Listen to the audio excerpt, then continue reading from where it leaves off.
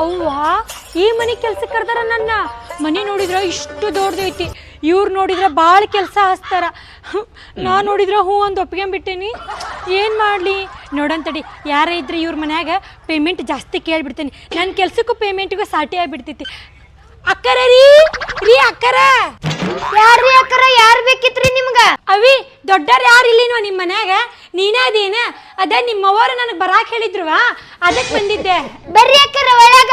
ನಮ್ಮವ್ವ ಮಾರ್ಕೆಟಿಗೆ ಹೋಗ್ಯಾಳ. ಏನಾಗಬೇಕಿತ್ರಿ? ಹಾ ಹೌದಾ ಅವಿ, ಅದೇನಿಲ್ವಾ ನಿಮ್ಮವ್ವರು ನನಗೆ ಮನೆ ಕೆಲಸ ಐತಿ ಅಂತ ಹೇಳಿದ್ರ, ಅದಕ್ಕೆ ಬಂದಿದ್ದೇವ. ಓ ನೀವ ಏನ್ರಿ ಮನೆ ಕೆಲ್ಸರ? ಅಂದಂಗ ನಿಮಗೆ ಮನೆ ಕೆಲಸ ಬರ್ತೈತ್ರಿ ಮಾಡಾಕ? ಅಂದ್ರ ಬಟ್ಟಿ ಒಗೆಯೋದು ಕ್ಲೀನ್ ಆಗೆಲ್ಲ ಮಾಡ್ತಿರಲ್ಲ? ಹಾ ಅವಿ ಎಲ್ಲ ಬರ್ತೈತೆ ನನಗೆ ಮನೆ ಕೆಲಸ. ನೀವು ರಾತ್ರಿ ಐತಲ್ಲ ಅರ್ಬಿನ ನೆನೆ ಕಿಡ್ರಿ ಸೋಪಿನ ಪುಡಿಯಾಗ ನಾ ಮುಂಜಾನೆ ಬಂದು ಒಗರ್ ಹಾಕ್ಬಿಡ್ತೀನಿ.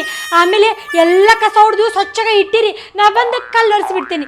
ಇನ್ನೊಂದು ಏನಪ್ಪಾ ಅಂದ್ರೆ, ನಾ ಏನ್ರ ಸಂತಿಗೆ ಹೋಗ್ಬೇಕಂದ್ರೆ ಇಲ್ಲೇ ಆಟೋ ನಿಲ್ಲಿಸ್ರಿ, ಈ ಕಡೆ ಬ್ಯಾಗ್ ಇಡ್ರಿ, ಹಿಂಗೆ ಬ್ಯಾಗ್ ತಗೊಂಡು ಹಿಂಗೆ ಹೋಗಿ ಸಂತಿ ಮಾಡ್ಕೊಂಬಂದ್ಬಿಡ್ತೇನೆ ಆಟೋದಾಗ ಹೋಗಿ.